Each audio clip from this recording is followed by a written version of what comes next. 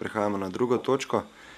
Vprašanje in pobude. Na zastavljeno pobudo svetniške skupine SDS Natalije Berlec in na zastavljeno vprašanje svetniške skupine LSU Aleksandra Uršiča bo odgovoril Tim Štritov. Besedo ima najprej v imenu svetniške skupine SDS gospa Natalija Berlec. Izvolite.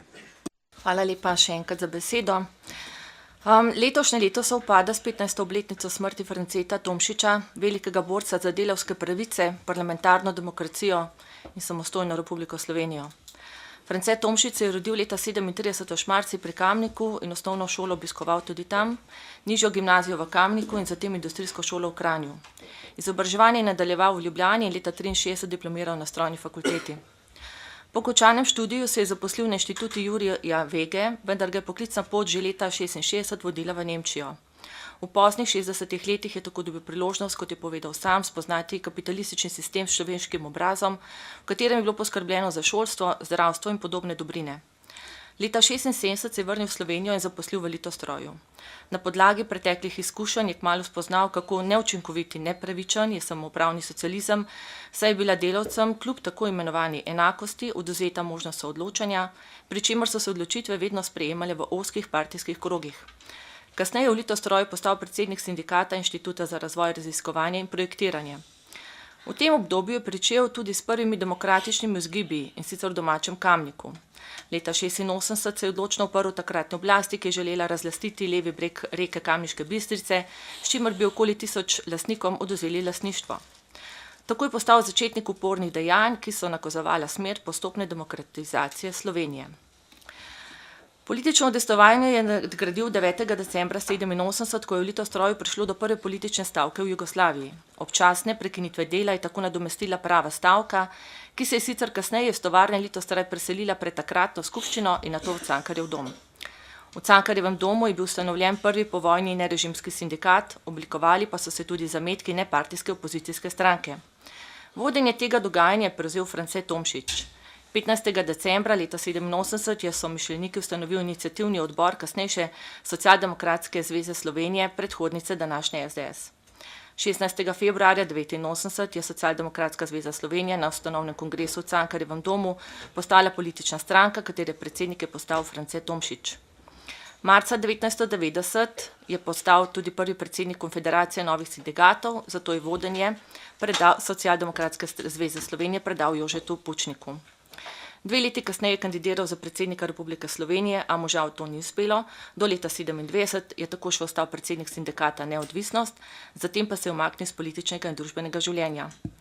France Tomšič je odigral zgodovinsko vlogo prvega glasnika korenitih družbenih sprememb. Bil je tudi voditelj drugačnih sindikatov, bolj delavskih in eden od pobudnikov vzpostavitve socialnega dialoga.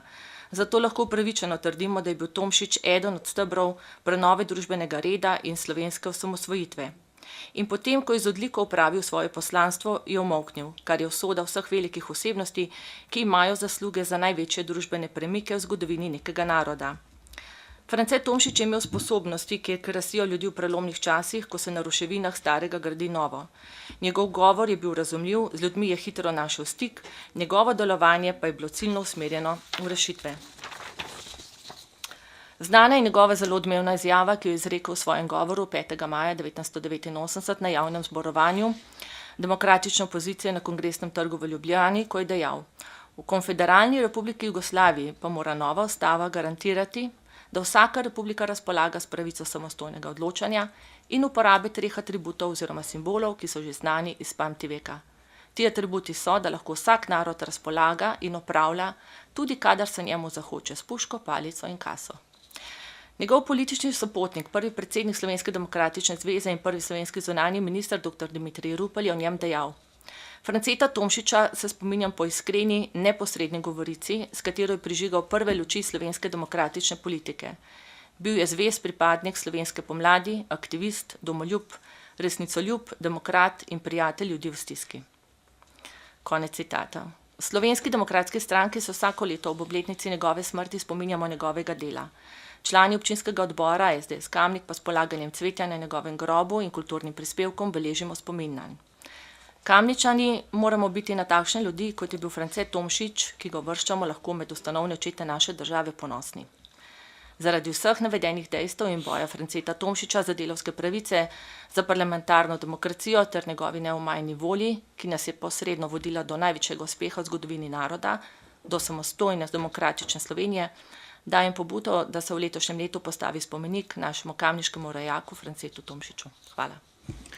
Hvala. Odgovor je pripravila gospa Anja Sagadin Bedrač, predstavil ga bo pa Tim Štritov. Izvolite.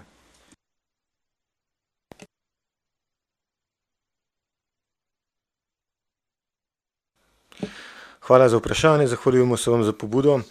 Zasluge Franceta Tomšiča pri boju za delavske pravice ter samostojno in demokratično državo so nesporne in ne smejo biti spregledane. Zato smo v občinski upravi pričeli z aktivnostmi, da že letos postavimo spomenik pomembnemu sorojaku in tako počastimo 15. obletnico njegove smrti. V odloku o proračunu občine Kamnik imamo za ta namen zagotovljena sredstva. Zbrali smo ponudbe izvajalcev, arhitekta Kiparja in Livarja za oceno vrednosti in pripravo časovnice. Kip bo postavljen na propilejah na Malem gradu, zraven kipa Juriju Karlu Starovašniku in Francu Pircu. Pri procesu nastajanja kipa bo sodelovalo tudi društvo Demos na Kamniškem. Ocenjena vrednost izdelave in postavitve kipa je 12.500 evrov z DDV, po predvideni časovnici pa bo dokončan najkasneje v novembru 2025. Hvala. Hvala. Želite dodatno? Izvolite. Hvala lepa za odgovor. Mene samo veseli, da bomo to letos končno uredili. Hvala. Hvala.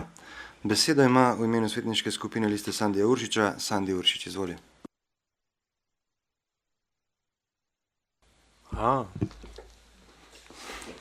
Hvala. Že dolgo nisem govoril. Že več desetletij se govori o celostni prenovi gradnje nove podružnične šole Gozd v Krivčevem. V proračunu leta 2022 je bilo na postavki 9332 energetska sanacija Poš Gozd sprva zagotovljenih 100.000 evrov, z rebalansi znižanih na 62.827, končna realizacija je bila 32.038 evrov. Sredstva so bila porabljena za izdelavo projektne dokumentacije REP ter ostale študije za pripravo te dokumentacije, statična presoja, ocena stanja objektov in tako dalje. V obrazložitvi lahko preberemo, projekt zajema poleg prenove šolskih prostorov tudi investicijsko vzdrževalna dela za statično in energetsko sanacijo ter uvedbo enote vrtca. Iz NRP-jev za obdobje 2025-2028 lahko sklepamo, da se bo investicija pričela v letu 2026 70.000 evrov, v 2027 100.000 evrov in zaključila v letu 2028 100.000 evrov. Ali predvidena sredstva zadostujejo za ocenjeno vrednost investicije? Zanima nas, če in kdaj bo občinski svet in s tem tudi širša javnost seznanjena s projektno dokumentacijo in časovnico. Drugi del vprašanja se pa nanaša na varne šolske poti.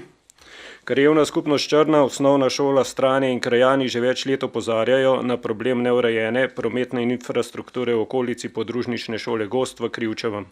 Trenutno je v naši širši okolici ta šola edina, kjer otroci ob tako prometni cesti nimajo urejene osnovne infrastrukture, ki bi jim omogočila varno pot v šolo in iz nje, kar je v letu 2025 zagotovo nesprejemljivo. V okolici šole bi bilo nujno potrebno urediti prehod za pešce s semaforjem, pločnik, avtobusno postajališče ter poskrbeti za umiritev prometa. V letu 2022 je KS Črna s strani občine Kamnik prejela odgovor glede časovnice del, ki ga je pripravil gospod Borec. Obveščamo vas, da je projektna dokumentacija za predmetno območje v izdelavi. Pošiljamo vam časovnico že izvedenih in predvidenih aktivnosti izgradnje pločnika v Krivčevem. S komisijo DRSI smo se sestali 17.12.2021. Oddaja projektne naloge 1.2.2022. Prejem potrjene projektne naloge strani DRSI 23.3.2022. Na podlagi potrjene projektne naloge se je izdelal geodetski posnetek 15.4.2022. Izdelava dokumentacije IDZ pločnika in vloga za pridobivanje projektnih pogojev predvidoma 20.5.2022. Izdelava dokumentacije PZI za potrebe recenzije predvidoma 1.7.2022. Glede na to, da je od omenjenega do odgovora minilo že 2 leti in pol, nas zanima, kakšna je trenutna situacija glede izvedbe in kdaj lahko izvedbo ureditve varnih šolskih poti v okolici omenjene šole pričakujemo ter kakšna bo izvedba. Trenutno v okolici šole potekajo ureditve vodotokov, menjajo se dela na regionalni cesti ter dela na občinski cesti v vas Krivčevo. Smiselno bi bilo, da bi se sočasno z omenjenimi deli urejalo tudi varne šolske poti, saj se stvari med seboj povezujejo. Hvala. Hvala. Odgovor sta pripravili Pepca Podgoršek, Katja Vegelj in pa Tim Štritov. Prebral pa ga bo Tim Štritov, izvoli. Hvala za besedo še enkrat in hvala za vprašanje. Občina Kamnik se zavzema za obstoj in aktivno delovanje vseh podružničnih šol v občini, kar je nenazadnje razvidno tudi iz urejenosti le-teh. Do sedaj so bile obnovljene podružnice na seljih v Zgornjem Tuhinju, Nevljah, Mekinjah. V skladu s finančnimi zmožnostmi se je pričela obnova motnikov. V tem letu se bo izvedla tudi toplotna izolacija fasade na Vranji peči. Občina bo investicijo prijavila na razpis za pridobitev nepovratnih sredstev na ekosklad. V načrtih občine Kamnik je tudi prenova oziroma rekonstrukcija podružnične šole Gozd. Skladno s tem ciljem je bila v letu 2021 na Direktorat za predšolsko vzgojo in osnovno šolstvo poslana prošnja po ohranitvi statusa podružnične šole Gozd. Saj smo mnenja, da bi kraj in družbeno življenje, sodelovanje in aktivna povezanost krajank in krajanov brez podružnične šole nazadovalo. Iz tega razloga smo za potrebe ohranitve izvajanja pouka zagotovili sredstva za dodatnega učitelja in pristopili k izdelavi projektne dokumentacije za ureditev dotrajanih šolskih prostorov. V letu 2022 je občina Kamnik pridobila projektno dokumentacijo DGD in PZI, dokumentacijo REP in poročilo ZRMK o statični presoji objekta podružnične šole. DGD je izdelala projektantka Irena Pavlič, SP, Arhitrip. Gradbeno dovoljenje za rekonstrukcijo pri izdavu novega vetrolova in spremembo namembnosti je občina pridobila v začetku leta 2023. Prvotna namenska raba obstoječe stavbe je bila delno opredeljena kot stanovanjska stavba, sedaj se je namembnost v celoti spremenila v stavbo za izobraževanje. Objekt je zasnovan na način, da se v primeru izkazanih potreb po dodatnih kapacitetah predšolskega varstva na predmetnem območju lahko v objekt umesti prostor enote vrtca. Stavba se delno rekonstruira, izvede se statična ojačitev stropne konstrukcije nad pritličjem. Po rekonstrukciji objekta bo spremenjena zasnova in raba posameznih prostorov v objektu. V celoti se uredijo in sanirajo tudi kletni prostori, v pritličju se na novo izvede vetrolov, sanitarije za deklice in dečke ter zaposlene, na novo uredi 2 garderobi in 2 predprostora, prostor za čistila, uredi novo telovadnico oziroma večnamenski prostor, razdelilno kuhinjo, kabinet in učilnico. V mansardi bodo na novo urejeni knjižnica, hodnik, sanitarije za deklice in dečke ter zaposlene 2 učilnici in zbornica oziroma kabinet. Izvedena bo preureditev telekomunikacijskega priključka, prav tako bodo v celoti zamenjane elektro in strojne inštalacije.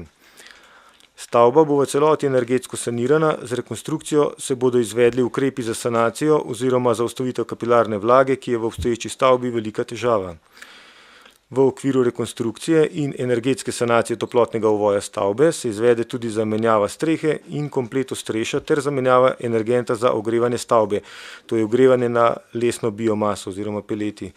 Občina je v začetku tega leta na Ministrstvo za vzgojo in izobraževanje že poslala vprašanje v zvezi z načrtovanimi razpisi za sofinanciranje tovrstnih objektov strani ministrstva in bila obveščena, da bo predvidoma v poletnem času razpis za izvedbo vlaganj v infrastrukturo na področju izobraževanja z rokom črpanja sredstev v letih 26 do 29. Občina načrtuje začetek izvedbe rekonstrukcije šole v letu 27, ko bodo zaključeni projekti v okviru Elene. Trenutno je v izdelavi dokument identifikacije investicijskega projekta, ki bo obravnavan na eni od prihodnjih sej občinskega sveta, po objavi razpisa pa sledi še izdelava investicijskega programa. Nameravanje oziroma načrtovanje obseg rekonstrukcije in energetske sanacije podružnične šole Gozd je bil strani župana, oddelka in projektantke predstavljen tudi novemu vodstvu šole. Kar zadeva cestno in drugo infrastrukturo, je v prvi polovici leta 2025 predvideno nadaljevanje gradbenih del za sanacijo tudi spodnjega dela cestišča skozi naselje Krivčevo. V kratkem bo objavljen razpis za izbiro izvajalca vgradnje kanalizacijskega sistema v cestišče, tako imenovana prva faza izvedbe kanalizacije. V nadaljevanju pa je ob zagotovitvi potrebnih sredstev predvidena še izgradnja čistilne naprave ter druge faze kanalizacijskega sistema na območju Krivčevega, ki med drugim predvideva tudi priklop podružnične šole Gozd. Hkrati je na tem območju predvidena tudi ureditev varne šolske poti. Potrebna projektna dokumentacija je v zaključni fazi, v kratkem pa pričakujemo še soglasje Direkcije Republike Slovenije za infrastrukturo. S tem bo projektna dokumentacija dokončna in bo mogoče pričeti z izvedbo del. V projektni dokumentaciji je predvidena ureditev hodnika za pešce, in sicer v širini 1,5 metra vzdolž severnega oziroma levega roba državne ceste. To je od kilometra 5795 do kilometra 5875, to je območje med predvidenim platojem avtobusnega postajališča na vozišču državne ceste in priključkom javne poti na državno cesto ob mostu čez vodotok Volovljek. Na odseku, kjer hodnik za pešce poteka po mostu preko vodotoka Volovljek, je predvidena razširitev obstoječega robnega venca mostu, saj je obstoječa širina hodnika za pešce 1 metra neprimerna za uporabo invalidskega vozička. V tem območju je predviden prehod za pešce, hodnik za pešce širine 1,5 metra pa se nato nadaljuje vzdolž južnega oziroma desnega roba državne ceste vse do obstoječega avtobusnega postajališča, ki se ga uredi skladno s pravilnikom o avtobusnih postajališčih. Projektirana rešitev predvideva tudi ureditev površin za pešce in implementacijo ukrepov za izboljšanje prometne varnosti šoloobveznih otrok, kot je predvideno v smernicah za postavitev in izvedbo urbane opreme ter arhitekturnega oblikovanja prometnih površin za izboljšanje prometne varnosti otrok šolarjev. Ob tabli za naselje Krivčevo se predvideva namestitev horizontalne signalizacije, to je talne označbe 5337, zvočne zavore za umiranje prometa oziroma 2 prečni črti, prav tako se v območju implementacije ukrepov iz smernic predvidi omejitev hitrosti na 40 km/h. Ker gre za isto območje, to je v območju državne ceste, je izvedbo druge faze kanalizacije na Krivčevem in ureditev varne šolske poti smiselno načrtovati hkrati ter ob tem zagotoviti potrebna sredstva. Projektantska ocena vrednosti izvedbe varne šolske poti, to je ureditev cestišča, hodnika za pešce, avtobusnih postajališč, rekonstrukcije mostu in izvedbe cestne razsvetljave je 504 353,22 evrov z DDV. Projektantska ocena vrednosti prve faze kanalizacije znaša dobrih 106 000 evrov brez DDV, druge faze, to je na območju državne ceste, pa dobrih 63 000 evrov brez davka na dodano vrednost. Izvedbo del je ob izpolnitvi navedenih pogojev mogoče pričakovati v drugi polovici leta 2025 oziroma v letu 2026.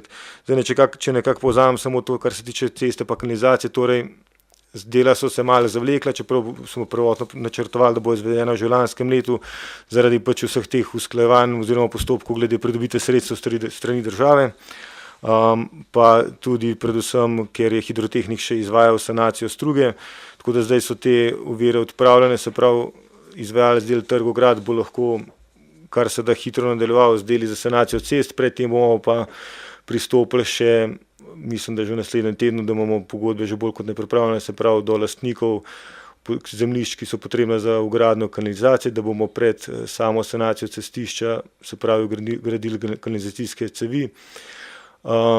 Se pravi, to je nekako prva faza, se pravi sanacija cestišča skozi vas in pogradna kanalizacija, v drugi, kar mislim, nekako pričakujem, da bo, če bo vse po sreči, tako kot načrtujemo, izvedeno pred poletjem, potem pa sledi druga faza, se pravi, to je pa trasa kanalizacije po državni cesti in hkratna izvedba varne šolske poti, se pravi rekonstrukcija mostu z ustreznim pločnikom in vsem potrebnim.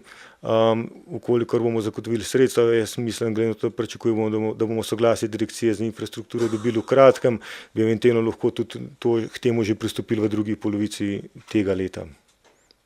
Prizadevali si bomo nekako v tem smislu, se pravi, da je bilo v letošnjem letu vsa ta zadeva na območju Krivčevega dokončana. Hvala. Hvala, šola pa v 27. letu. Tako. Želite še dodatno vprašanje? Izvolite. Ja, najlepša hvala za izčrpne odgovore, predvsem pa za obetajoče obljube, kar se rokov tiče, no, tako da jaz upam, da vam res to uspe speljati, ker bo to res ena velika pridobitev za ta šolski okoliš. Upam, da bo tudi država poskrbela za to, da bo tale ministrstvo res razpis objavil in da bojo kakšna sredstva tudi za take šole, ki so širšega pomena za lokalno skupnost kot običajne šole v mestih in tako naprej. Tukaj sem sam pogrešal ta odgovor, ali teh 270 tisoč zadostuje, ampak verjetno bomo na seji seznanjeni tudi s konkretno številkami, kakšne so predvidevanja za investicijo. Tako da res hvala vsem. Ja, zdaj pač investicija bo ocenjena v okviru 1 milijona evrov in sicer v letu 2027, takrat verjamem pa, da bomo dobili sofinanciranje. A je še kaj treba dodatno pojasniti? Ne. Dobro.